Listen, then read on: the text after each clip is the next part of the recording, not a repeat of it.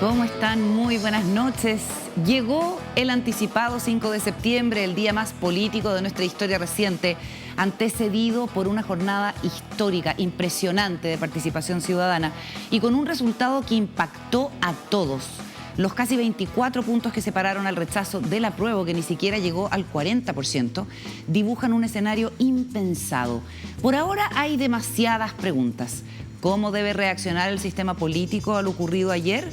¿Proponiendo una nueva constitución a través de una nueva convención constitucional? ¿Qué tan dispuestos a ello estarán los desolados votantes del apruebo o los aliviados votantes del rechazo? ¿Qué debiera hacer el gobierno? ¿Incorporar a alguien que votó rechazo al gabinete, por ejemplo, para mostrar cuán claramente entendió el mensaje de la ciudadanía? ¿O sería demasiado? ¿Guardar en el cajón su programa transformador? ¿Seguir moviéndose al ritmo del inacabado proceso constituyente? ¿Desligarse de este?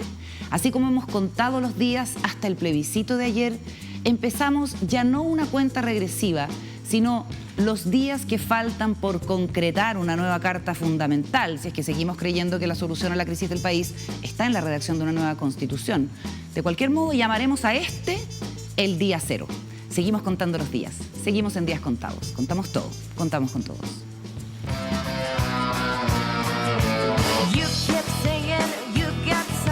For me, something you call love, but confess. Books are made for one, and that's just what they do. Bueno, y este día tan anticipado, tan esperado, el día de los análisis post-plebiscito, nadie tenía en el libreto lo que ocurrió ayer, y hasta esta hora en que estamos grabando el programa, no se ha concretado un cambio de gabinete. ¿Cómo estás, Paula Walker? Muy buenas noches. Hola, Carolita, buenas noches. Quedaste con cola, como se decía. Quedé con cola, claro. Quedaste con cola. Quedé con cola. Juan Diego, ¿cómo estás? Muy bien. No te voy a preguntar lo mismo. No. Lo vamos a dejar en el misterio. Lo que pasa es que Paula había sido más explícita respecto de su voto. Oye, empecemos a mirar desde la óptica de días contados. ¿Qué creemos nosotros que fue lo que pasó y qué podemos anticipar? ¿Qué es lo primero que tú dirías, Paula? O sea, lo primero que yo diría es que lo de ayer fue sorprendente por distintas cosas. Lo primero, me parece increíble la participación de las personas y eso me alegra mucho. Creo que cuando prácticamente votamos todos y todas y todes, eso es extraordinario para el país, un masazo. Extraordinario para la democracia. Entonces, lo primero, a mí la participación me pareció maravillosa. ¿Te puedo hacer un comentario sobre eso? Ayer estuve con un analista, un Cristóbal Neustenholzer, que decía que lo dramático es que de esta votación, en el fondo, es que nos da la dimensión de la década perdida que tuvimos mientras tuvimos voto voluntario. Porque ¿qué país era ese? Claro. ¿Cuál es el verdadero país? Así es. ¿En el que votan 13 millones de personas o en el que votan 6, como fue para 8.3 millones, que fue la de mayor participación en la elección pasada? ¿Tenemos una década perdida? ¿Hay que legislar rápidamente sobre eso? Son preguntas son preguntas súper interesantes. Y obviamente hoy día el tema del voto voluntario pasa a ser va a ser una cuestión muy empujada por las fuerzas políticas. ¿El voto obligatorio? Perdón, el voto obligatorio. Depende. Se pensó durante mucho tiempo en esta lógica de los países imaginarios, ¿a quién favorecía el voto obligatorio? Era como cuando se decía no legislemos para que fuera de Chile para el voto en el exterior, ¿se acuerdan? Claro. Que nos pasamos 15 o 20 años y la fantasía en la clase política es que iban a votar 1 millón de exiliados y exiliadas. 1 millón de votos para la izquierda. Y eran todos para la izquierda. Claro. ¿No? Bueno, ayer algo vimos con los 97.000 votos. Cuando uno miraba las mesas del exterior, ganaba el apruebo. 70% largamente. Fuera. Pero esto se revirtió prácticamente a la votación real que tuvimos, que la gente ya sabe, con un 54%, si no me equivoco, para el rechazo, y un 40 y... ¿Cuánto fue al final?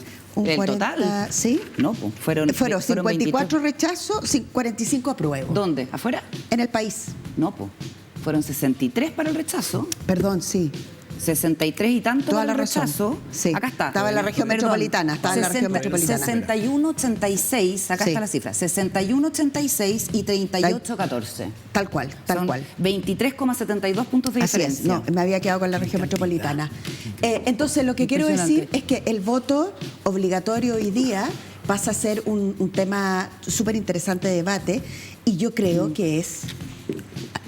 Yo siempre he sido partidaria del voto obligatorio, pero me parece que tenemos que caerle a la formación ciudadana ya, desde chicos, desde chicas, en los ¿Por qué? colegios. ¿Tú dices que hay ignorancia en este voto? No.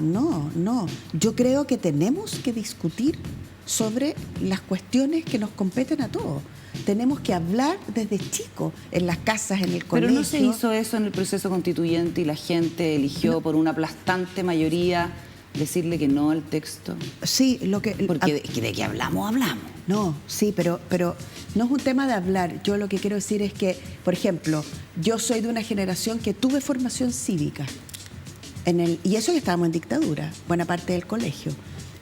Pero hablar de democracia, hablar de ley, hablar de parlamento, hablar del rol del parlamento, del rol de un alcalde, de la ¿Y eso tú crees que importancia- modificaría las mayorías No. en favor de una agenda no más sé, progresista? No tengo idea. Lo que quiero decir es que si vamos a por el voto obligatorio... Ah, te entiendo ya. Venía de ahí ¿no? la... Si ya, vamos a por ok. el voto obligatorio, conversemos de cómo son los mecanismos, qué es una democracia ¿Qué es lo que está en directa, juego? qué es lo que está en juego, qué significa todas estas discusiones. No tengo idea, se va a cambiar. Después, Paula, me gustaría Sí. que entraras en esta idea del clivaje amor-odio que Vale, puede sí. explicar el triunfo. Juan Diego, ¿cómo lo vas viendo? Chico, Carolina, chamo.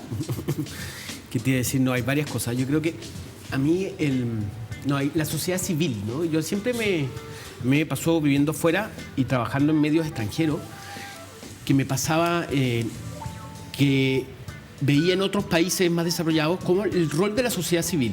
Como aquí siempre uno llama a la moneda, llama a los políticos, como que siempre está, y en otros países no es tan relevante el poder político, fíjate, no, los que están en la moneda, ¿me entendés? Es la sociedad civil. Está más distribuido está más con distribuido, claro, el y- tercer sector o la sociedad civil. ¿Cómo Sí. en la moneda está el Claro, sociedad uno, o sea, en Chile como que nosotros mismos en el programa, si hacemos un análisis, y nosotros hablamos mucho de la moneda, ¿no?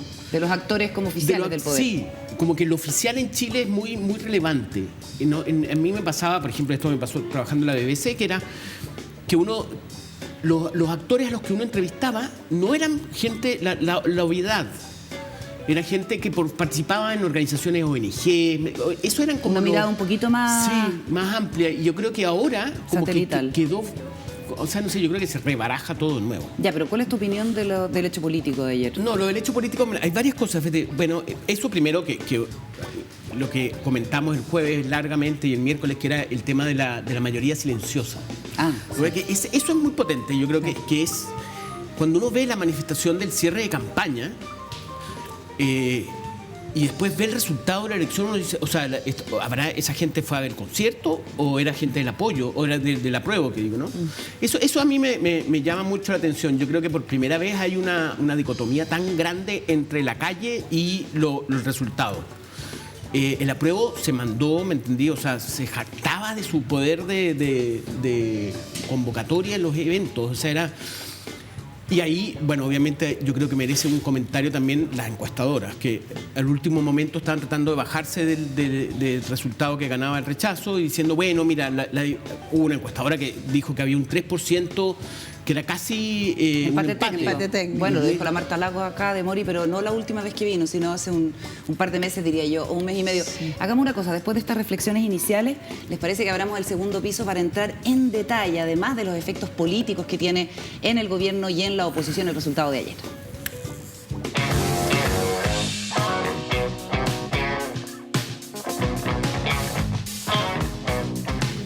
Escuchemos parte de lo que dijo el presidente Gabriel Boric anoche, a eso de las 8:30 de la noche, cuando ya era, fue como 8:45, cuando ya era lapidario el resultado del plebiscito en orden a hacer cambios en su gabinete y también en orden a continuar con el proceso constitucional.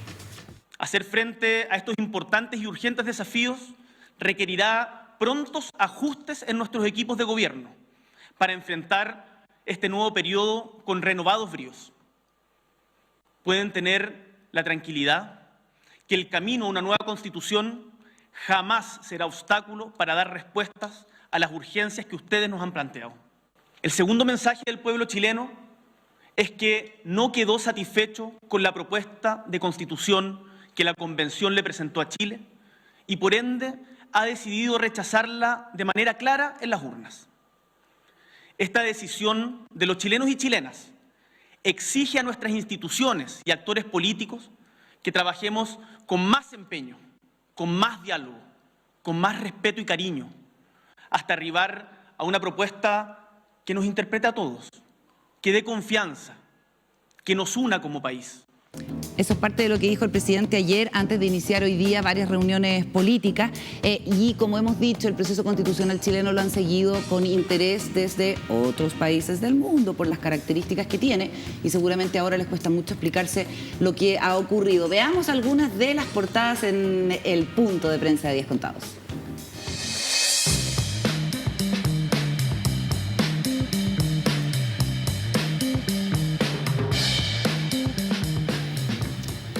A ver, ahí está, por ejemplo, cómo informa, Chile rechazó el proyecto de constitución, pero anhela un cambio. Este es el Espectador de Colombia, ¿no es cierto? Ya, pero anhela un cambio. Ya, veamos otra de las portadas. Chile rechaza rotundamente la nueva constitución, resultados del plebiscito 2022, el país de España y con esa imagen de gente celebrando el triunfo del rechazo. Y uno podría preguntarse, hay una columna interesante que escribe Rafael Gumucio sobre cómo el mundo, las universidades, las celebridades miran a veces a Chile como si fuera un conejillo de Indias, la mirada exterior se llama, y también usa como ejemplo el documental de Patricio Guzmán, Mi país imaginario, mira la nación de Argentina, plebiscito por la Constitución en Chile, un aplastante triunfo del rechazo pone contra las cuerdas al gobierno de Gabriel Boric. Página 12, Chile ganó el rechazo y rige la Constitución de Pinochet, que eso es en estricto rigor lo que ha ocurrido. Gran titular. Oye, vamos a aprovechar de contarles que estaremos conversando con el experto en Derecho Constitucional Javier Couso, que se une a nuestro panel donde estará sentado Lucho Cordero, experto en Derecho Administrativo. Bueno, ¿qué podríamos decir de las razones desde lo comunicacional, Paula, para que haya ganado el rechazo? ¿Cómo lo ves tú? Mira, yo creo que lo hemos conversado muchas veces acá, la comunicación es un acto bien complejo. Por supuesto, todo el mundo sabe de comunicación y todo el mundo encuentra que tienen opiniones sobre la comunicación y alguien decir me gusta, no me gusta, etcétera. Pero realmente la comunicación estratégica, cuando uno está en una campaña, cuando uno está pensando los mensajes, la tendencia es simplificar y no complejizar. Y en eso yo creo que lo que hizo la campaña del rechazo fue más eficiente que la campaña del apruebo. Con este eje del amor y del odio, veamos la portada del Pingüino de Punta Arenas a propósito. Ellos dijeron, a la rabia que se ve o que se percibe o que algunos percibían en torno a la discusión del proceso constituyente, nosotros vamos a instalar la idea del amor. El amor le ganó al odio. Mira, y el Pingüino, que es el Pingüino, que es el periódico de Punta Arenas, si no me equivoco, ¿no? Sí, así es. ¿Qué es lo que no entiendo? No entiendo. Explícame. ¿Qué cosa?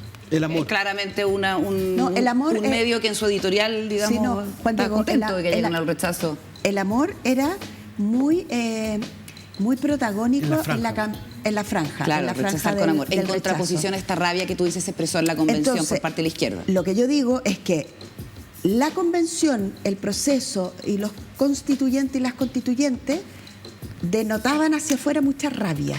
Y eso se percibía. Conflicto, rabia, pelea, te voy a marginar a ti, tú eres un sector, cancelación. Que ahora nos toca a nosotros, sufran un poquito ustedes. Tremenda farra igual, gran ¿no? Cuña, tremenda farra. Y por el otro lado, ellos dijeron, desde la publicidad y desde la campaña comunicacional, hagamos las cosas bien hechas y con amor. ¿Será solamente eso o será que Chile es en el fondo un país muy conservador y averso a los cambios, Juan Diego? Fíjate que hablaba ahora con Javier Couso, que viene al programa, Que la tesis a mí me parece que la tesis de Carlos Peña se confirma de manera rotunda con este triunfo del rechazo. Que la gente Carlos no quiere un cambio de modelo. No, que la gente empezó a participar de la economía, la gente está logró tener un nivel de un estándar de vida, ¿me entendéis? De acceso a bienes, que no quiere como retroceso. Y en eso ahora, cuando te oigo, Paula, a mí me parece que si hay algo magistral en esta cuestión fue la campaña del rechazo. La campaña del rechazo sin políticos, ¿no? Cuando se separa lo que es el rechazo de la derecha. Esa cuestión fue magistral. Esto de así. esconder a los políticos. No, y además... Que aparecieron ayer. Pero... No, ayer aparecieron todos. Todos. Apareció Ahora, Kast, partiendo con Kast. Ahora, es notable una cosa. Yo, de verdad, yo creo que como surgieron... Ahora vamos a ver una cantidad de liderazgos nuevos. Yo creo que Macaya, el presidente de la UDI, es un tipo... A mí me sorprendió. Su discurso... Estuvo súper bien. Yo de verdad es un personaje que yo no sabía, no conocía. No, es un interlocutor Yo valioso. lo he entrevistado varias veces, pero... Se conocen con Boris de la Cámara. Lo vi... ¿Ah? Se conocen con Boris de la Cámara, sí. dialogan, conversan. Pero él, ¿me entiendes? Salió un personaje completamente nuevo. Es una derecha nueva que vamos a empezar a ver ahora. Yo creo que han tomado mucha distancia de Kast, el Partido Republicano. Hagamos una cosa, escuchemos a José Antonio Kast y a la vuelta analizamos precisamente cómo se está jugando estas cartas, donde hay un sector político muy empoderado, que es la derecha, y un sector político muy, muy debilitado, encarnado en el propio gobierno. Y que no quede ninguna duda de que este triunfo del rechazo también es un tremendo fracaso del presidente Gabriel Boric y de todo su gobierno. Y eso hay que decirlo fuerte y claro, con respeto, con prudencia, fuerte y claro. Presidente Gabriel Boric, esta derrota también es su derrota. Y para las 4 de esta tarde había sido citada una reunión con todos los presidentes de partidos políticos con representación parlamentaria, y anoche en los paneles la pregunta al presidente de la UDI era: ¿van a ir o no van a ir? Y él como que lo dejó en suspenso. Con razón. ¿Qué te parece, Paula, el hecho, oye, a ver, Juan Diego, también tú, de que el presidente haya convocado de inmediato, el primer día, a una reunión con los partidos políticos, y la cierta soltura o movimiento de cintura que tiene la derecha de decir: espérame un poquito, pues si yo soy el ganador, Claro. no pretenda que le Espéreme, vaya a usted prestar. tiene 38 y yo tengo 63. Sí, pues, ¿qué pretende que le pase Sí. el ropero completo el primer día? Yo creo que ahí el presidente se apuró mucho nomás, po. Porque No. lo primero, sí, yo creo que sí, porque Es un buen gesto. A ver, igual. ¿por qué y por qué? Primero la sí, Paula. se apuró porque tú necesitas ordenar, entender y dejar que el otro ordene también. Porque no estamos frente a una sola derecha, estamos frente a una derecha que tiene que acordar todos estos compromisos previos. No, si vamos a reformar, nosotros queremos cambiar la Constitución. Bueno, después de un triunfo donde su alternativa alcanza a tener el 63%, lo que le va a pasar a buena parte de la derecha es que van a decir, ¿tanto? 61,86. Tenemos que... 23 puntos de diferencia. Claro, Casi 24. tenemos que poner toda la carne a la parrilla. Esa conversación es una conversación sin el gobierno, una conversación de ellos solo. Y el gobierno tiene que conversar con sus dos coaliciones. Una que está bien magullada, ¿no? Yo me Y la acordaba de otra, Telier, y la otra que va a ser de puente, Me probablemente. acordaba de Telier diciendo que había que ir a ¿cómo se llama? A defender el triunfo. Claro. Que salir a la calle. Ya, ¿por qué tú crees que estuvo bien hacer el No, presidente yo creo- en citar al a tiro? ver, yo creo- ¿Y qué te parece que la derecha, la UDI haya dicho que Yo no? creo que el gran valor que tiene Boric es la sensibilidad y tiene afectos, ¿no? Genera afectos. En ese sentido, él no aparece como un maquinador, así como voy a esperar, ¿me entendés? Yo creo que la derecha hizo muy bien en no ir. ¿Por qué? Porque obviamente se iba a sentar a la mesa con unos ministros que nadie sabe si tienen Poder. O sea, imagínate. Reiteramos sentarte- que hasta esta hora no había habido cambio de gabinete. No había.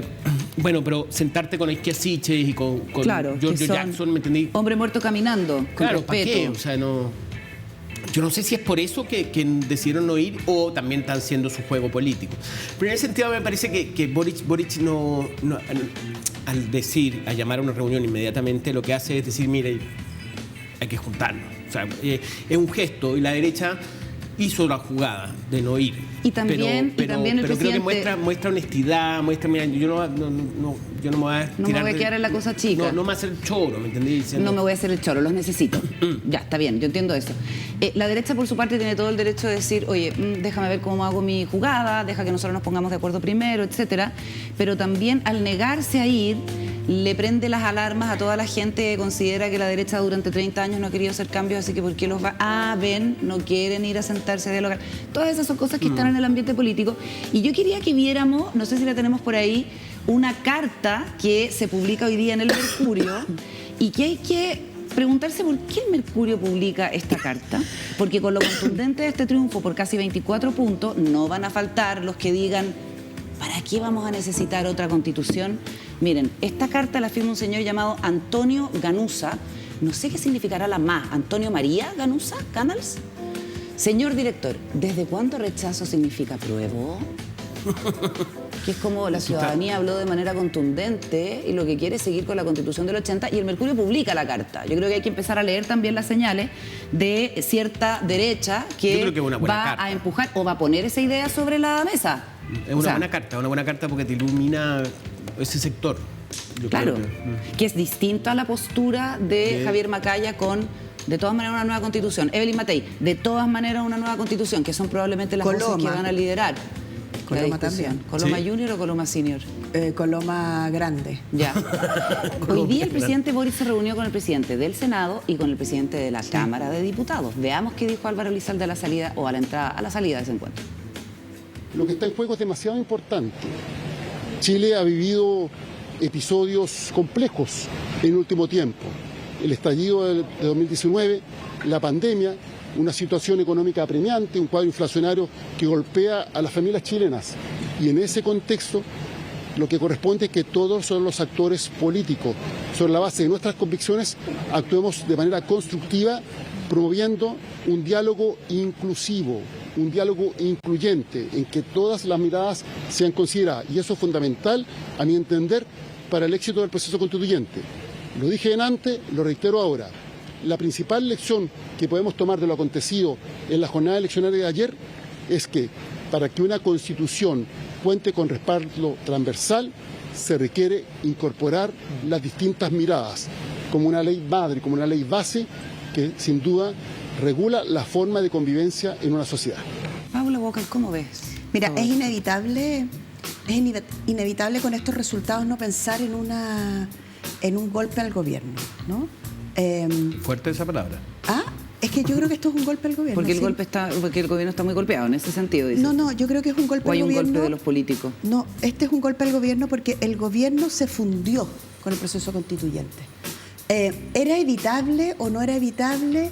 Yo creo que ellos genuinamente creyeron y apostaron, lo dijo Giorgio Jackson, que no es un señor que anda como No es satelital, digamos. No es Está en el satelital, centro, en el corazón. es Oh, parte el del corazón corazón. de- Y lo dijo con mucha claridad, en el sentido de estamos amarrados al proceso constituyente porque nuestro programa, además, El programa de gobierno se va a ir desarrollando de acuerdo en la a medida en esa... que gane la prueba. Así es. Entonces, con este resultado, este es un gobierno que va a tener que asumir ese golpe.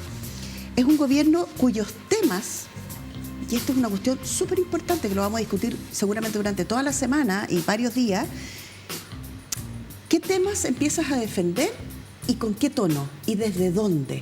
Por ejemplo, ¿Eso significa lo mismo que gobernar, que sería una cuestión más o menos recomendable Claro. o esperable de un Claro, gobierno que ha claro. estado eso se llama gobernar. bastante paralizado Eso se llama en función gobernar. del ¿Y proceso? cuántas orejas vas a entregar?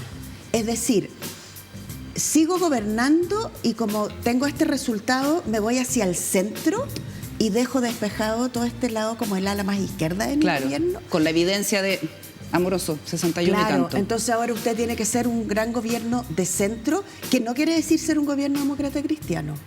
Es decir, el gran centro político es lo que se ubica, para decir una obviedad, entre un extremo y el otro extremo.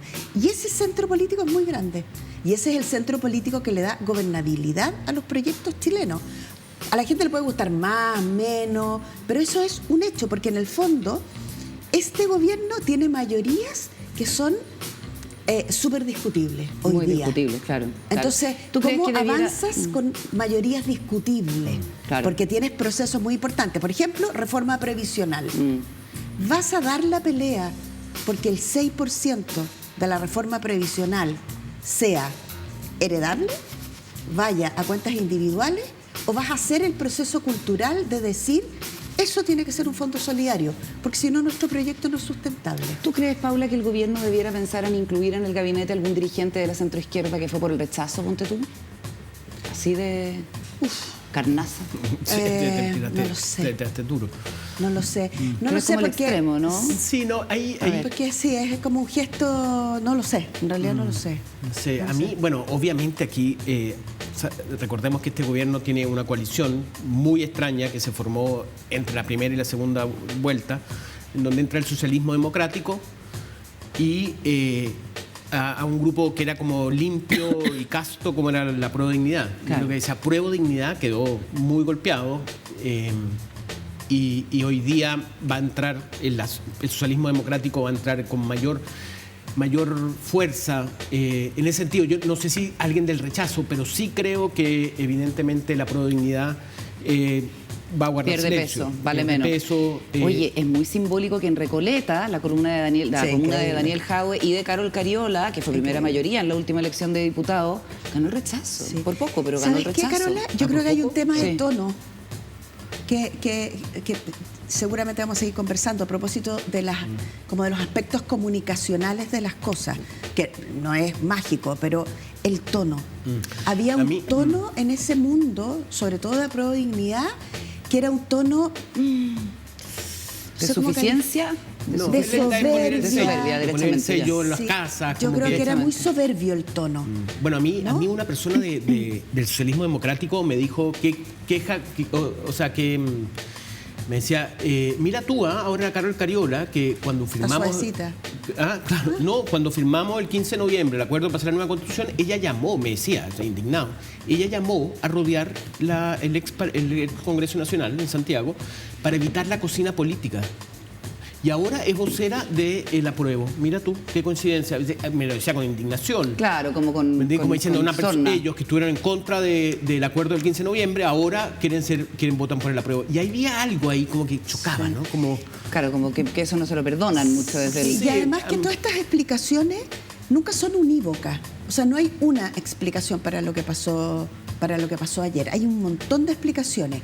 Hay una brecha generacional muy grande, muy grande, muy grande entre aquellas personas que tienen cierta edad y que vivieron ciertos procesos de recuperación de la democracia, de los gobiernos post dictadura, de lo que decía Juan Diego, de lo que significó ampliar el consumo en las familias, tener acceso a bienes que antes era mucho más difícil.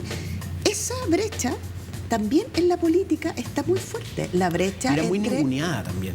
El Bueno, facho pobre. Esta idea, pero además esta idea que dice el ministro o el dirigente Giorgio Jackson, cuando dice que ellos tienen un catálogo de derechos, Una escala de ¿no? valores. Una escala de valores súper distinta al resto. Y tú dices, bueno, pero... ¿De dónde viene usted? Ay, ay, ay. En fin, nos vamos a ir a la pausa. Acá en Días Contados a la vuelta conversamos con los abogados Javier Couso y Luis Cordero, que han seguido muy de cerca, incluso colaborando con algunos convencionales, la redacción de esta Constitución que se fue a la basura después de la decisión del soberano. Antes abrimos este segundo bloque con invitados estelares. Estamos junto a Javier Couso, que es profesor de Derecho Constitucional de la Universidad Diego Portales. Muchas gracias, Javier, por estar con nosotros. Y Lucho Cordero, que es, como ustedes saben, nuestro columnista, profesor de Derecho Administrativo de la Universidad de Chile. ¿Qué tal, Lucho? ¿Cómo estás? Y los dos estuvieron cerca del proceso constituyente, también asesorando algunos convencionales. ¿Qué es lo primero, Javier, que tú podrías decir de esto que se convierte en que básicamente la nueva Constitución? La palabra es fracaso de este proyecto, no hay que evadir las palabras. O sea, este proyecto, en tanto proyecto, tenía un ciclo y fracasó en transformarse en Constitución. En ese sentido, hay un estudio de Ginsburg y Elkins. El 94,1% de todos los procesos que han contemplado asambleas constituyentes y plebiscitos ratificatorios terminan con un apruebo. 94,1. ¿De cuántos procesos? Estos son será? procesos medidos de 1798 para adelante. No, si la base de datos de Ginsburg y Elkins es un largo... Bueno, Qué ganas de saber quiénes son los otros que han rechazado. son como 16 para países, porque meternos en el miden club. muchos. Ya. Pero, a ver, fue un fracaso y la pregunta es por qué ocurrió el fracaso, que es la pregunta. Y ahí ya estaba, de hecho, ayer, Ginsburg, que sigue mucho esto, tuiteó un par de lecciones que sacaba de esto. ¿Y? No quiero ser un reproductor solo de lo que Ginsburg plantea, pero creo que le apuntaba a dos cosas. A listas de independientes, que es bastante obvio, yo creo, para nosotros. Es como el gran Un Enemigo. reglamento rígido, creo que se ha hablado muy poco en estas 24 horas, ha pasado menos, las 12, 15 horas. Y otra cosa que se me escapa, pero, a ver, yo creo que si uno mira el proceso en su conjunto, hay cosas que se han dicho ya, pero nunca está de más recapitular. Este proceso tuvo algo que alguna vez se planteó. Es raro un proceso constituyente con asamblea o convención que con independientes siendo mayoritarios tenga éxito. ¿En serio? También los datos son duros en eso. Yo no conozco uno reciente, en los últimos 40 años, en que siendo dominado por independientes llegue a puerto. Y el último conocido fue Islandia, que no incorporó al Parlamento. Pero que al final se ¿Y rechaza. por qué, Javier? ¿Cuál es la razón? Yo tengo un par de... esto se va a estudiar por mucho tiempo, pero una es la falta de oficio político. Si también esto... Claro. Esto lo plantea... Alguna vez lo conversamos a propósito de lo que fue la... ¿Se acuerdan de esta idea que se puso muy de moda de prohibir la reelección de parlamentarios? Eso es pésimo. Limitarla. Eso es pésimo para la expertise. Si uno quiere de un Congreso, un Parlamento en serio, que le haga el peso al Ejecutivo, tiene que tener experiencia. legisladores profesionales y eso toma reelecciones. Ok, una es la falta de expertise político. Que se manifiestan cosas, por ejemplo, saber que en abril ya se sabía cómo estaban Los las encuestas. maximalismos que le O sea, llaman. en abril. Esto es nítido, esto es de información pública. CADEM midió la última semana de marzo Criteria y la primera de abril CADEM pasa en 10 puntos, sube el rechazo, por supuesto, y no se volvió, y nunca más se recuperó. Un político profesional no es que crea ciegamente las encuestas, pero las toma nota de ellas. En la convención yo diría que solo los colectivos que tenían experiencia política, particularmente, yo diría el colectivo La Apruebo y el Partido Socialista. El colectivo socialista advirtieron eso y ustedes recordarán cuando el colectivo socialista anuncia que va a votar con la derecha todo aquello que le parezca mal para Chile. Se ganaron una funa por eso. ¿Verdad? Sí. Pero eso es responder, eso es saber de política. Perfecto. Déjame quedarme con esas claves para darle la palabra a Lucho y conocer, Lucho, cuáles son tus claves para explicar lo que ocurrió ayer. A ver, yo creo que algunas las ha planteado Javier. La convención tuvo poca deliberación. De hecho, se transformó en los espacios deliberativos. Esto tiene que ver con probablemente la rigidez del reglamento, pero los espacios de deliberación estuvieron relativamente acotados. En verdad, estuvieron fuera de los márgenes probablemente de la convención. Y si uno mira ahora en perspectiva y analiza las intervenciones de los convencionales, tanto en sus salas como en el pleno, sobre todo en el pleno yo diría que eran más bien interpelaciones, declaraciones de principios, pero proceso deliberativo fue escaso. Eso tenía algunas consecuencias en el fondo, ¿no? Una de las consecuencias es dónde estaban los espacios de deliberación. Yo creo que esos espacios de deliberación, algunos estuvieron en foros académicos. En foros académicos, otro estuvo en pasillos, en esas conversaciones de pasillos que yo creo que tomaron mucho tiempo. Pero en las comisiones, ¿tú también dirías que no hubo deliberación? Yo creo que en las comisiones hubo muy poca deliberación. De hecho, si uno mira en perspectiva el funcionamiento de algunas, buena parte de las discusiones se realizaba previamente y lo que tenía era una abrumadora cantidad de indicaciones y de normas que se votaban muy consecutivamente. Entonces era evidente que había un lugar donde más bien había acuerdo y no deliberación. Cuando digo deliberación es intercambiar ideas, etc. Y eso además generó probablemente un ambiente donde el disenso era al interior de la convención, públicamente, en algún sentido, no sé si reprimido es correcto, ¿no? Pero inmediatamente interpelado. No sé si cancelación, pero interpelado con algún nivel de no sé, algo de intensidad. Yo diría que un ejemplo de eso está al inicio, si ustedes toman las intervenciones de Agustín Esquella, por ejemplo.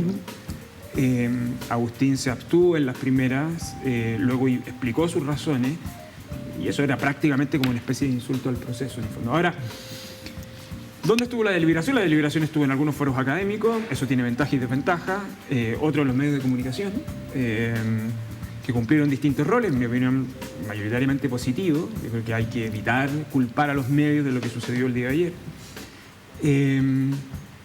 Y creo que de algún otro modo, creo que yo también lo he conversado con ustedes antes, si uno mira el texto reúne un 80%, una gran cantidad de discusiones que nosotros teníamos planteadas los últimos 20, 25 años.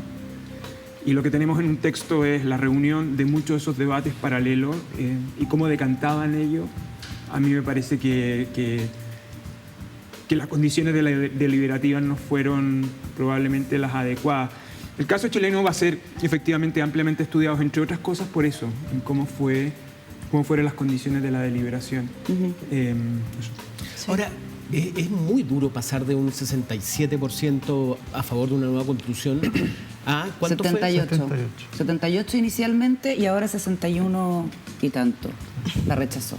Impresionante, o sea, de verdad es como... 61, mira, yo 86. cuando lo escuchaba hablar ustedes, yo iba a la convención, todo me mandaba fotos y era como para conocer lo que estaba pasando, y a mí yo iba y terminaba agotado. La sensación que había era como que de verdad sí, era muy... No, el ambiente era pésimo, pésimo.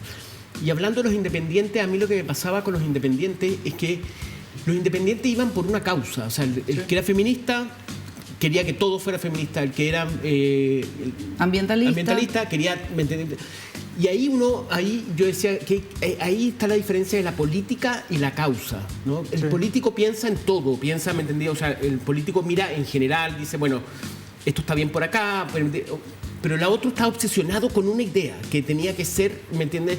La Dorador, que era que casi fue presidenta, Cristina Dorador, que fue casi presidenta en la mitad, casi gana la elección para presidenta de la convención. Era una persona muy ultra, muy, ¿me entendí? Yo no me acuerdo, yo estuve en esa elección y me impresionaba la pugna interna que había. Hay gente que yo pensaba que le iba a apoyar y no la quería apoyar. Era como... Y a mí me molestaba mucho también cuando iba a la convención, siempre los jardines del ex Congreso estaban todos grabando algo o haciendo un video. Yo molestaba mucho con el toldo, lo he dicho varias veces acá, ese toldito que había, que los tipos iban a dar conferencias de prensa, los convencionales, y hablaban de lo humano y lo divino, cualquier cosa, si daban conferencias de prensa. Yo decía, ¿por qué no se meten a trabajar? Como que fue se faenaron la convención. Pero también ha habido críticas, Javier, a quienes sí tenían conocimiento de derecho constitucional y fueron quizás muy maximalistas o quisieron hacer una convención que era como, un texto constitucional que hablábamos con la Paula era como volver al futuro, era como acelerador de partículas, demasiado vanguardista. Y hay quienes le cobran cuentas directamente a Fernando Atria, a Jaime Baza, que los ven como incapaces de haber moderado ese asunto. Sí. Yo creo más en las explicaciones estructurales que personales. Ya. Por ejemplo, la lista de independientes, que fue una decisión de los poderes constituidos. O sea, en alguna medida no es culpa de una persona que es activista ser elegida porque hay unas reglas de juego a las cuales ella se sometió en este caso. Pero los poderes constituidos, debiendo saber más, abrieron la puerta a esto de las listas independientes. Era lo que estaba de moda. Yo me acuerdo que me tocaron entrevistas a Claudia Álamo en el Clinic diciendo, yo reporto que no conozco convenciones exitosas con independientes. O sea, no quiero decir que yo lo dije. General me carga eso, pero me miró con cara porque el tono era antipartidos, era independentista, era como... Yo estaba solo reportando lo que había visto en procesos comparados, no era nada normativo. Y el hecho es que los poderes constituidos crearon esta convención. Ahora, una vez adentro de la convención, ¿cuál es el problema de los independientes? que ese mismo día se eligieron concejales y diríamos, el espectro ideológico elegido ese mismo 2 días, ¿se acuerdan? 15 y 16 de mayo. Nada que ver con el espectro ideológico cuando se levantó el velo de ignorancia de la ideología de las personas que uno había elegido porque era científica o porque era ajedrecista o porque era un activista de un humedal, todo muy bien. Pero estaban a la izquierda del votante medio chileno. Eso es un hecho de la causa y lo supimos. ¿Y tú dices que el elector de repente se le levantó este velo de ignorancia? Pero ¿cómo voy a saber la ideología de alguien que quería promover la ciencia? Suena muy bien, pero también me gustaría saber si estaba en el Partido Comunista, ¿no? o a la izquierda del PC. No tengo nada contra el Partido Comunista. Entiendo perfectamente el punto. O en el Partido Republicano. Claro. O sea, yo creo que es un hecho que hay que estudiar por qué salió más de izquierda esa convención. Entonces tiene las cosas... A ver, un último agregado. Sí. Y Lucho hablaba de la rigidez del reglamento. Un reglamento que hubiera permitido sentarse a la mesa, hubo un momento en que hubo estos intentos, con la derecha dialogante, que se llamaba, los que escribieron estos 16 que escribieron el mea culpa a la derecha respecto a lo que el Estado de Chile le había hecho a los pueblos originarios. Que fue coordinado por Hernán Larraín. Exacto. Ese grupo, como era tan rígido, tú en abril, cuando ya veías que las encuestas venían empinándose hacia el rechazo, con uno más amplio habrías podido invitar a la mesa y decir, a ver, ¿qué es intransable para ustedes? ¿Qué haría que ustedes llamaran a votar a prueba? Porque una constitución es muy compleja y la gente se guía un poco, bueno, si hay acuerdo de todas estas personas, debe ser ok. Si la mitad de la convención dice que es una catástrofe para Chile y lo otro que es fantástico, quedó muy sin armas para poder... Es muy técnico un texto de 388 artículos.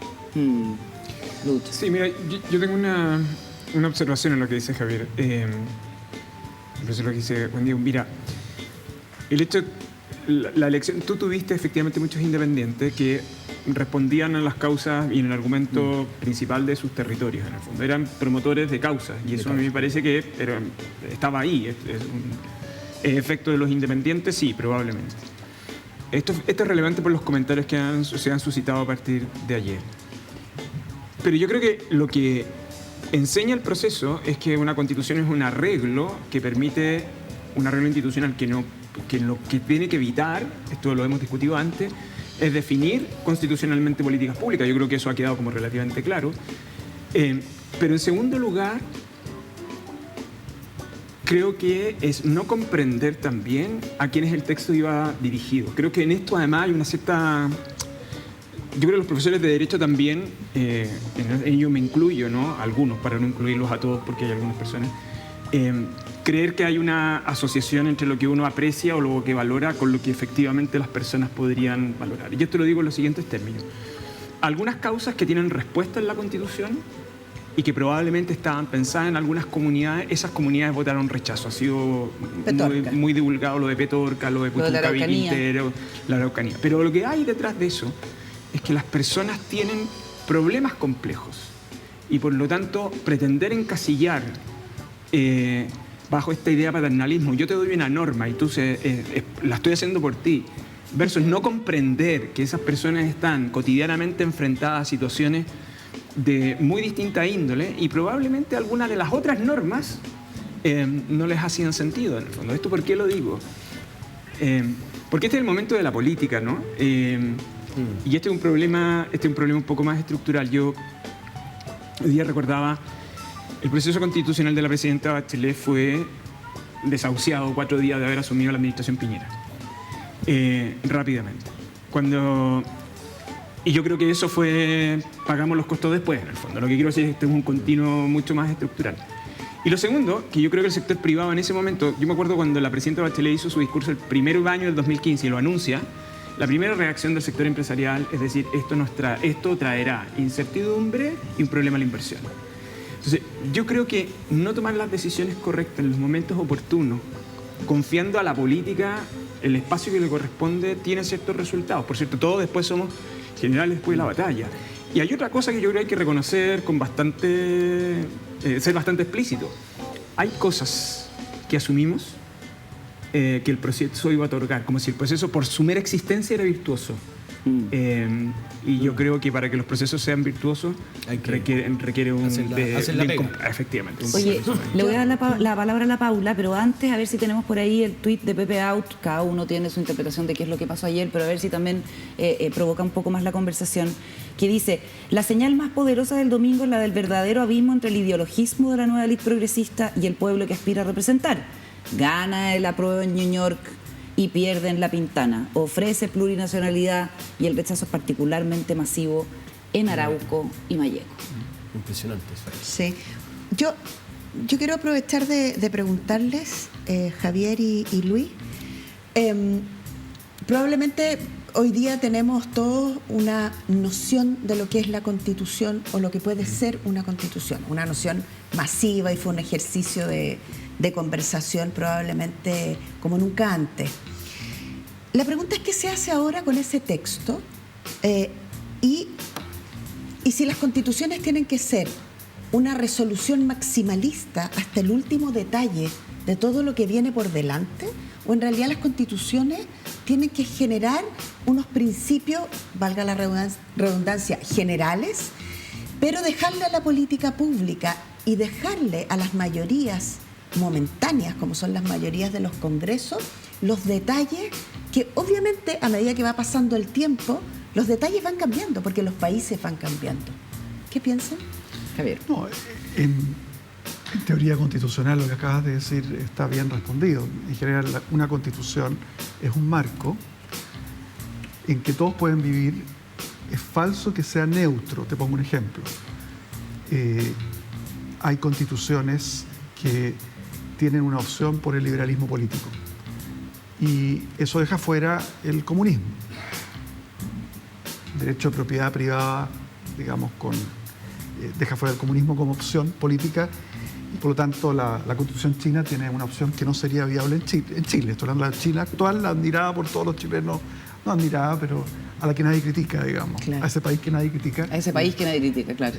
Por razones obvias de reproducción de la vida material de los chilenos, digamos. Cuando uno exporta el 40% de todo lo que produce ese país, no lo critica.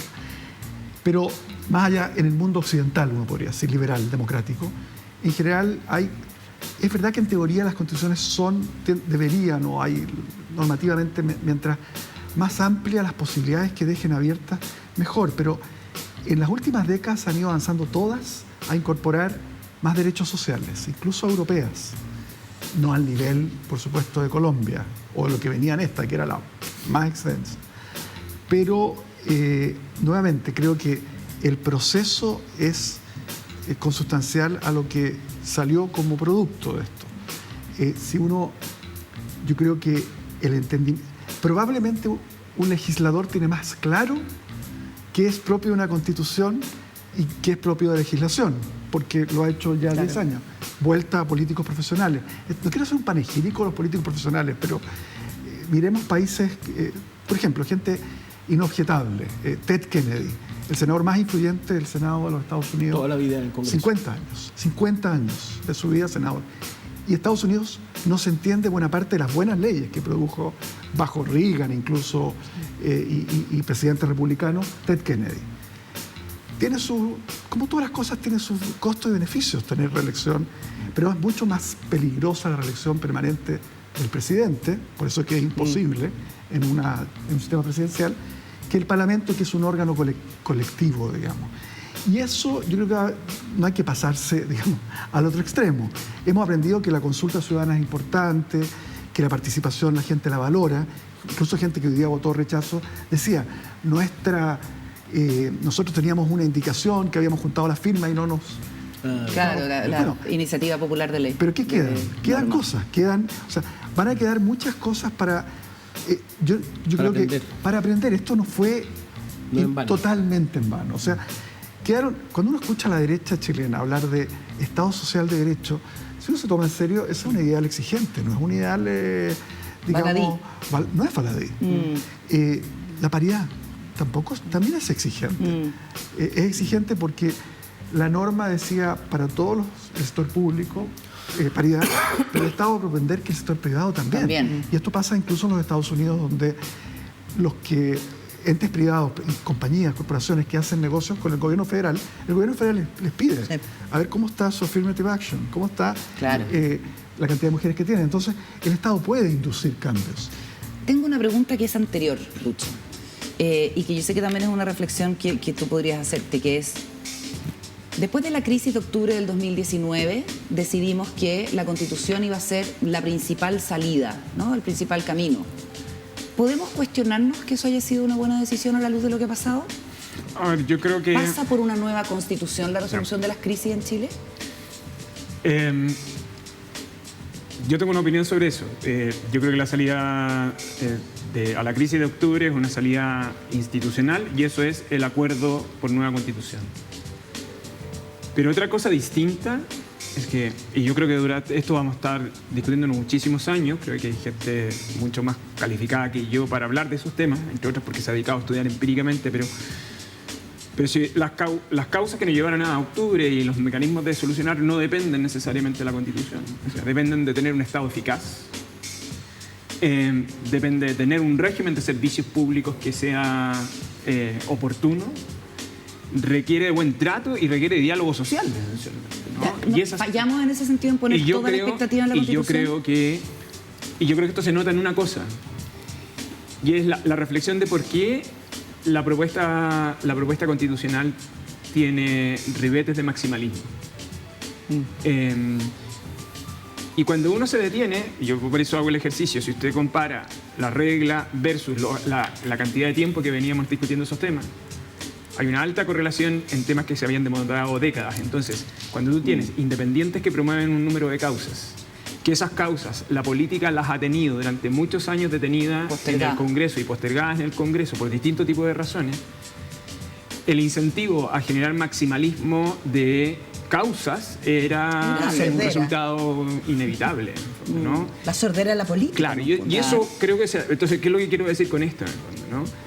Que yo creo que no hay que engañarse de que los problemas asociados a octubre de 2019 solo se resuelvan con un acuerdo constitucional. Es mucho más que eso, y por eso es tan relevante, en mi opinión, que esta administración, a la cual le quedan 3 años y medio de gobierno, distinga el itinerario constitucional, de, en segundo lugar, de gestionar el Estado y la administración pública. Que gobierne. Del día a día, de lo cotidiano. Yo creo que en esto, en buena parte, los problemas... cuando tú te das cuenta y miras el resultado del plebiscito y solo ganas en 8 comunas, y en las comunas más vulnerables también votan en contra de tu proyecto, es que lo que hay ahí no es una demanda por un texto, pero no es un texto de fe. Aquí lo que necesitamos es intervención pública, necesitamos que el Estado, que los privados se comprometan. Y eso tiene, en mi opinión, un resultado que es bien importante, y es que la Constitución es relevante, pero no es el instrumento que nos va a permitir resolver. No es el salvavidas. Sí, ahora, Diego. ¿qué hubiera pasado si la economía estuviera bollante? Si hubiéramos estado, ¿me entendí?, en un boom económico. Sin ¿no? inflación controlada. Sin inflación, crecimiento, ¿no? Ese es un punto. A mí me llama, bueno, sabemos, yo lo que vi en la mañana, el dólar cayó 40 pesos en horas, la bolsa subió 5%. Yo creo que llevaban 3 años, han sido 3 años muy agotadores en términos de... Y la incertidumbre es mucha, más allá del precio del petróleo, de la guerra de Ucrania, de los problemas de abastecimiento que existen después de la pandemia. Yo creo que hay un elemento en donde la gente quiso un poco más de seguridad, ¿no? Yo creo que hay un elemento... Por eso te digo, ¿cómo habría sido el resultado si hubiéramos estado en una economía creciendo así a full? Si hubiera sido en 1990. En 92, ¿no? Javier. A ver, es que es distinto a 1992 porque hay factores políticos que son muy distintos. O sea, en general, el ambiente de concordia que hay después de una dictadura, en Brasil pasó rapidísimo el acuerdo por una nueva constitución saliendo de la dictadura. Es difícil los contrafactuales económicos. Yo creo que una convención donde no hubo un solo convencional de derecha diciendo llamo a votar a prueba, ni uno. Y varios de centro diciendo hay que votar rechazo. Eso es difícil el contrafactual, pero yo creo que lo que falló fue, ante un texto tan difícil de digerir y tan, por tanto, susceptible a que la gente se asuste. Mira, hay una decisión muy interesante, hay una reflexión de un economista o más bien de un reportero económico del Financial Times, explicando el Brexit. Y decía, demasiada globalización, demasiado rápido. Esa era su explicación. Y yo creo que hubo demasiado cambio, demasiadas cosas que cambiaban demasiado rápido, incluso a nivel simbólico. El nombre del Senado. No, ya, o sea, demasiadas, o sea, cada una de ellas habría sido, ya, ok, absorbamos esto, y eso la ciudadanía yo creo que lo había probado si ve al conjunto del sistema político diciendo, confíen en nosotros, esto estamos de acuerdo todos. Claro. Probablemente habrían sido distintos los nombres y todas estas cuestiones, que también hubo mucho nominalismo, pero yo creo que no es solo económico, no es solo, habría sido menor la brecha quizás. Claro. Pero yo no creo, porque fíjate, en marzo no estaba tan mal la economía, había inflación, estaba empezando la inflación. Pero hay dos puntos que las encuestas detectaron. Cuando se aprueba el aborto, la interrupción voluntaria del embarazo se aprueba el 15 de marzo. Ni siquiera los grupos feministas pedían eso, pedían derechos sexuales y reproductivos y que la ley, pero en este ambiente quedó aprobado. Yo tengo amigas feministas, abogadas, que me decían, esto nos sorprendió. ¿Para qué? No pedíamos esto. Claro. Bueno, eso se ve en la ley. Eso es uno. Y lo otro, el plurinacionalismo se aprueba por esos días. Sí. Yo creo que esas dos cosas generaron mucha inseguridad. Me están cambiando el país, me están cambiando hasta cómo se habla. O sea, la bandera, son cosas como... Sí, no. Pero uno también podría pensar que de base hay un racismo o un desprecio por el otro indígena y quedamos más o menos donde mismo, porque también la idea de la plurinacionalidad era reconocernos como es que yo no creo que sea un país mestizo, ¿no? No me convence que haya sido racismo, por una razón muy simple. Cuando Loncón elegía presidenta, tuvo mucha popularidad la convención. Sí, mucho apoyo, sí. Entonces no calza, no va por ahí. Yeah. Yo sé que hay gente de la convención que va a echarle la culpa al racismo. Sí. Yo creo que es más bien, yo creo que sería un error. Yo creo que fue muy bienvenida Loncón cuando fue electa, y las encuestas también lo señalan, que ella la convención tenía mucha popularidad. Empezó a bajar con Rojas Báez fuertemente. En septiembre. Pero déjame poner un elemento ahí, Javier, porque yo estaba con un proyecto de investigación en la Universidad de Santiago sobre las violencias ejercidas contra las mujeres constituyentes. Y durante 2 o 3 meses la violencia racial contra la presidenta de la convención era en las redes sociales. En las redes sociales, todo esto en Twitter. Era extrema. Y eso afecta a la convencional, digamos. No, pero reflejaba... Aunque sea una distorsión, porque Twitter no... Claro, pero reflejaba una especie de racismo y una cosa cultural india, la forma de vestir, cómo te estás disfrazando, cómo te estás aprovechando. O sea, había una cosa, digo yo, sí, yo no soy sociólogo y no sé... como el contrapunto de esta idea de que efectivamente algo... Lo conversamos alguna vez, solo para terminar. Hay una cosa contracultural en el texto constitucional. Constitución feminista en un país extraordinariamente machista. ¿No? Esta idea de que nos encanta la Constitución a un porcentaje que ya sabemos que es del 38%, que podría decir apoyamos una Constitución feminista, versus una cantidad de personas muy grande que te dice el feminismo, yo lo entiendo, contrario a los hombres y favoreciendo solo a las mujeres, lo cual no significa que sea cierto. No. Esta cosa de los pueblos originarios, las naciones que habitan una misma nación, que nunca nadie fue capaz de explicarlo muy bien, también generaba en las personas una especie de desigualdad. Ahora, como ahora tú eres indígena, vas a tener más derechos que yo. Más derechos que yo, ¿no? Oye, ¿y qué va a pasar ahora, Lucho? Eso. Sí, yo digo ¿Qué viene? Ahora, yo creo que el proceso constituyente hay que culminarlo. Yo creo que este proceso constituyente no se inició ahora. O sea, lo que hace el acuerdo de noviembre es que reactiva un proceso que viene de mucho antes. Creo que la clase política entendió que había cerrado, y particularmente la derecha más clásica, ¿no? Yo distinguiría a esta altura a Macaya, la UDI, por ejemplo, de los coroneles, en el fondo, ¿no?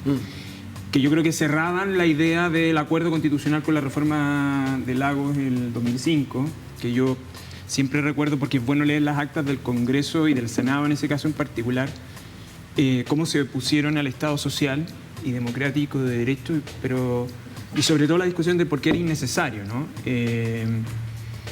Y hoy día la derecha, porque entre medio yo creo que de este proceso la señal de la derecha de decir la Constitución del 80 está muerta, y buena parte de su campaña se juega en esa credibilidad. Depende, pues, porque hay gente que dice, No, está como bien. la carta del Mercurio que veíamos Sí, hoy está día bien. recién. Yo logro entender Rechazo no es lo mismo que apruebo. Pero no solo eso, sino que además el acuerdo de noviembre, recuerden que tenía la regla por defecto, que si hay rechazo se mantiene vigente la Constitución del 80. Esto excede a las reglas, eso es lo que quiero decir. Aquí lo que hay es, nos mantenemos en un proceso o en una etapa constituyente sin clausurar, es decir, la idea de que hay un texto que tiene que más o menos representar a la mayoría de las personas. Lo que pareciera claro que lo que hoy tenemos no lo representa, lo que se presentó por parte de la Convención tampoco, y yo creo que es conveniente que el sistema político estos días tiene muy pocas horas de tratar de generar ese itinerario. El gobierno tiene los incentivos para que eso suceda, porque necesita aire. necesita aire, necesita gobernar.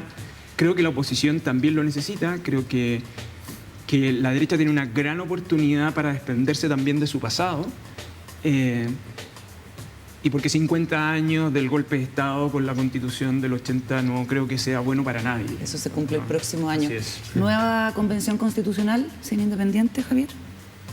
No sin independientes, sin listas de independientes. Sin listas de independientes. Porque pueden ser independientes por partido, por grupos de partido. Que eso ya al elector le da una idea de dónde viene esta persona. Claro. Domicilio político, Un ¿no? domicilio político que bueno, no, las democracias funcionan con partidos por algo. Yo creo que estas horas son claves, como decía Lucho. Y las cosas pueden complicarse. Ojo, los primeros días uno Ay, escucha... no. Bueno, Más todavía. voy a No reportar... me invites si saben cómo me pongo. Así como me tocó reportar que las convenciones, asambleas constituyentes con independientes como No mayoría no funcionan. funcionan, por lo menos habrá milagros, pero en general no funcionan. Una alianza para rechazar es más fácil que hacer que una alianza para construir cualquier cosa. ¿Por qué? A ver. Porque es muy simple. Acá había un texto que, por ejemplo, grupos cristianos evangélicos, el tema del aborto era una razón suficiente para votar Para en rechazar contra. todo. Punto. Es como el rector de la Católica. 500.000, pueden ser 500.000 votos, suma, 500.000, 700.000, va sumando. Construir el acuerdo, recordemos lo que fue el 15 de noviembre del año 2019. El país estaba realmente, o entre que se acusaba y se echaba al presidente. En peligro, en peligro. La embajada argentina estuvo a minutos de ser quemada, saqueada, con el embajador dentro, estaba dentro, que llamó al Ministerio del Interior y le dijo, no podemos garantizar que lleguen antes de una hora fuerzas a defender la embajada, a 2 kilómetros de la moneda. Imagínense Wow. el escándalo internacional que habría sido eso. Ay, ese dato no lo No, conocía. ese dato se fíjate. circula, lo conoce mucha gente, pero claro, no ha salido, lo sé bien porque tengo Ya, conocidos es de buena argentinos. fuente. No, esto fue, Chile estuvo muy mal En peligro. Muy mal. y en ese sentido, retrospectivamente lo que hizo el presidente Piñera convocar estuvo bien. Yo creo que descomprimió y estamos hoy día ante la posibilidad de recoger algo, porque hay mucho en este texto valioso que va a servir inevitablemente de base junto con la Constitución del 25, el proyecto Bachelet, con la tradición constitucional chilena, pero es importante que se despeje pronto que hay voluntad de una nueva Constitución, porque vimos, ustedes en el programa mostraron ayer que era casi como un despliegue de candidato presidencial, a Kast, que estuvo en silencio por 8 meses y sale diciendo, habló de los 1000 días. Adivinen quién recuerda los 1000 días. Uy, el gobierno de Allende. Se acabaron los 1000 días de esta pesadilla, hablando de, puede ser mucho menos días que 1000, sí. pero el que haya usado 1000 me parece que no es. Es muy simbólico. Es muy simbólico. Muy simbólico, Y pensando desde octubre hasta ahora, 3 años. Claro, 1000 días, no se puede estar cerca. Por eso lo de Macaya ayer fue crucial. Sí. O sea, Macaya ayer marcó una línea divisoria con Kast y los republicanos tremenda. Dijo, vamos a cumplir, y lo mismo creo que hizo Matei. Matei. Sí, Así Evelyn es. fue Lo súper... dijo ayer. Así Entonces, es. pero esto clara. tiene que, no hay que apurarse, pero tampoco que, porque pasan cosas dentro medio. ¿Qué timing debiera tener esto? O sea, ¿Con el acuerdo, convención? pero el acuerdo político es el que estoy hablando, antes de cualquier itinerario. No, Es es que nacen Claro, nuevos de líderes acuerdo. impresionantes. El acuerdo político, O sea, de verdad, eso. hoy día vamos a ver un rebarajamiento de la política, porque Macaya gana, Kast baja, Boric sube en términos de aparecer como una persona dialogante, hablando, ¿me entendés? Jackson y la superioridad moral baja. ¿Me entiendes? Como que todo se rebaraja. Se rebaraja. Y los activos institucionales aumentan. Yo creo que el sistema de partidos, más allá de todas las críticas que he recibido, es el que termina por sostener o debe terminar por sostener el sistema institucional. Entonces, ¿Y tienes un itinerario favorito? yo, un itinerario favorito. Si pudieran elegir, ¿Cómo ¿cómo culmina el proceso constitucional? Yo creo que el proceso constituyente debiera culminar con un plebiscito de salida antes de septiembre del próximo año. ¿Septiembre del próximo año? ¿Y qué le vamos a preguntar a la gente en ese plebiscito de salida? El nuevo texto. Sí, el nuevo texto. ¿Y el nuevo texto quién lo redactaría? Y yo soy partidario de una convención más pequeña. Más pequeña, de 75. Ahí yo no soy un experto electoral. Ese número depende mucho de la ¿Y configuración por del qué es sistema importante electoral. que sea pequeña? Porque yo creo que de algún otro modo lo que está detrás de esto es la representatividad, sensibilidad más que de territorio, y porque además articula una agenda de trabajo que es mucho más eficaz. Yo creo que este texto, muchos quisieran tirarlo al tacho de la basura. Yo creo que hay algunos que lo harían con gusto, pero yo creo que lo que no tiraría al tacho de la basura son los temas que están asociados ahí. Porque creo que esos temas son producto... hay un esfuerzo que yo creo que es bien relevante si uno mira el proceso de participación de la administración Bachelet, el que sirvió de base a los encuentros autoconvocados. Y uno toma parte, una cantidad importante de los temas que estuvieron en torno a las preocupaciones de algunas de las normas. Hay sintonía. Hay una alta sintonía de preocupaciones, en el fondo. Entonces, ¿cuál es el mejor arreglo institucional? Evitar maximalismos de política pública en el texto, pero eso supone un espacio de negociación. Quizás están haciendo, no lo sé, un nuevo momento constituyente, y para que un acuerdo fructifique, hay veces los procesos de participación ciudadana tienen que fracasar para que generar las condiciones de hasta dónde están nuestros bordes. Yo creo que eso también es importante. Porque, disculpa, solo el plebiscito de ayer, con voto obligatorio, los convencidos de la democracia tienen que entender que detrás de eso hay motivos, pero también hay racionalidad, ¿no? Entonces, esos bordes yo creo que ya no podemos acercarnos. Hay que buscar puntos intermedios. ¿Tu itinerario ideal, Javier, para terminar? A ver, yo soy muy respetuoso de lo que los partidos deciden, pero como observador externo coincido con lo que dice Luis, con dos agregados. Reportar que en Colombia se hizo en 6 meses la redacción del texto y 2 meses la redacción de un reglamento. Creo que no imagino algo que no sea una convención con personas electas exclusivamente para redactar una constitución. No imagino que no sea paritaria, y eso ya dice que puede que la palabra feminismo aleje a algunas personas, pero paridad no. No, tal cual. Y creo que además sería una muy mala idea si la derecha, que tiene hoy día la llave, busca una especie de acuerdo holístico de políticas públicas de este gobierno junto con el proceso constituyente. Si los confunde, enreda las cosas. Sí. Porque la oposición es opositora a este gobierno, tiene todo el derecho y su deber ser oposición. Pero esto es como algo de Estado. Claro. Ya, tratemos por un segundo de hacer este ejercicio mental por el país, porque esto se puede volver a incendiar. Se puede volver a incendiar. Y creo que si se completan esas características, se puede imaginar que Chile finalmente va a haber sido un proceso constituyente que habría partido con Bachelet y termina, se fijan, con 3 iteraciones. Partido porque hubo un intento que ni siquiera fue un aborto en ese caso, porque la derecha nunca dio los 2/3 por debajo de la mesa, nos decían, olvídense. Yo creo que la derecha sensata tiene claro que Chile necesita una nueva constitución, que no tiene legitimidad la actual. Es una constitución necesaria, pero no suficiente para lo que Lucho planteaba al comienzo. Entiendo. O sea, se necesitan muchas otras cosas en este pacto social, económico, pero es una condición de legitimidad crucial. Una nueva constitución.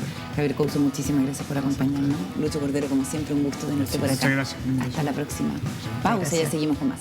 Sesión con Javier Couso y con Lucho Cordero. Hay hartas cosas que quedan resonando y es interesante verlos desde el punto de vista como jurídico, del camino jurídico, más que del análisis político, que es lo que está, digamos, en la mayoría de las conversaciones el día después. El dato de que la embajada de Argentina que queda ahí en Vicuña Maquena estuvo a punto de ser quemada con el embajador adentro, claro, venía en el libro La Revuelta del periodista Víctor Herrero, según me cuentan. Y lo preocupante es que, a juicio de estos expertos, la cosa puede complicarse y puede volver a incendiarse, en palabras de Ahora Javier Couso. Yo tengo el viernes. ¿Van a seguir habiendo manifestaciones en Obvio. Plaza Italia? Yo creo que sí. Y ahí la decisión del gobierno es central. O sea, Sí. porque la decisión del gobierno es si tú te pones más severo con las manifestaciones Claro. o sigues dejando que ese sea un territorio de nadie. O sea, aislar la violencia sería una señal muy potente, pero aislarla en Muy serio, potente. el domingo 11 de septiembre. Muy potente. Y es difícil pensar que el cambio de gabinete no se va a concretar esta semana, ¿no? Como... No, tiene que concretar Muy esta difícil semana. estar Yo con creo. con un Ministerio del Interior a media máquina. Y Secretaría General de Presidencia que va a tener relación con el Parlamento.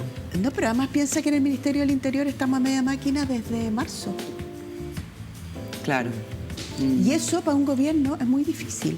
Una ministra del Interior que aparece poco, una ministra del Interior que aparentemente... Pero aparece solamente en temas de seguridad, que no es malo.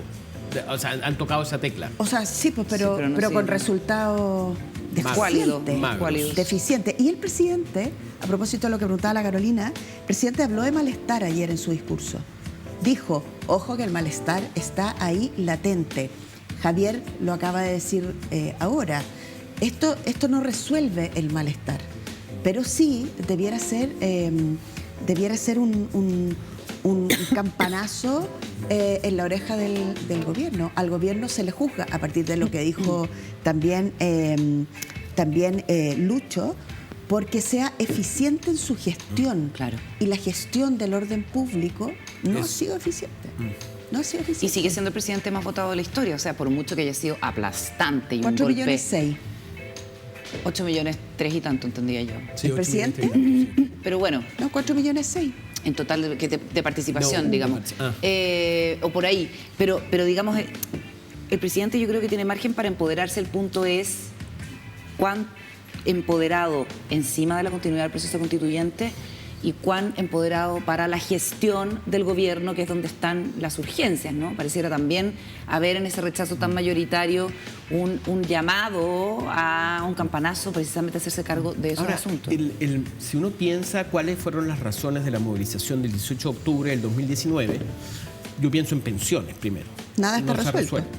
Deudas, Cae, tampoco se ha resuelto. Hay un estudio... deuda histórica. Hay un O estudio sea, hay del una cantidad COES. de cosas que durante 3 años no ha pasado nada. No ha pasado nada muy concreto, es verdad. Sename, que está igual. Igual aumentó, me lo hacía ver alguien ayer, aumentó el valor o sea, se instaló la pensión garantizada universal, la PGU. Del gobierno del gobierno presidente. anterior, del Piñera. presidente Piñera. El COES, el Centro de Estudios para la Cohesión Social de la Universidad de Chile, hizo un estudio de cuáles eran los mensajes a partir del estallido ¿Y? que más se veían en las pancartas. ¿Y cuál es el? La deuda del CAE, pensiones, o no más AFP, ¿Infancia? no era mayoritario. O sea, esto era mayoritario. Claro, y no se ha resuelto, en 3 años no ha pasado nada. Y la Constitución dejaba como al aire una cantidad de cosas. Claro, ha pasado muy poco. Entonces, y eso también es un llamado al gobierno a ejecutar un plan que resuelva problemas que siguen latentes. Y cotidianos de la vida de las personas del lunes, martes, miércoles, jueves, viernes, sábado, Y en lunes, eso martes, fue miércoles. bien Es ingenuo tremendo. esa idea que se ha dado, lo hemos hablado bastantes veces, que es la idea de que el gobierno creyó en un momento que cuando llegaba se acababa la violencia, se acababa el problema mapuche, se acababa... Habrá sido así, tan así. No sé, pero eso Por sus actuaciones iniciales pareciera ¿Los que conoceréis, confiaron, dices tú? claro, pareciera que se confiaron de más. y Increíble. ser gobierno es muy difícil. Bueno, y el alcance y la magnitud del cambio de gabinete va a seguir siendo tema porque hasta esta hora no se había producido. Se acaba Días Contados. Muchísimas gracias, Juan Diego, como siempre. a ti, Hoy un Carolina. placer. Sobre todo porque ahora empezamos a contar los días para el cambio de gabinete, el nuevo proceso constituyente, Claro. el otro plebiscito de salida. Tema no nos va a faltar. Más elecciones, No, el hay año muchos político, días que seguir ¿ah? contando. Buenas noches, Paula. Chao, Carolita. Que estén muy bien, gracias por la compañía. Chao, Juan Diego. Chao. Chao.